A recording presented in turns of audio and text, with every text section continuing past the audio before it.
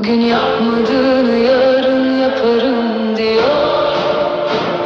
Ama bazen o yarın hiç gelmiyor. Bir telefon eksik kalıyor, bir sarılma yarım kalıyor.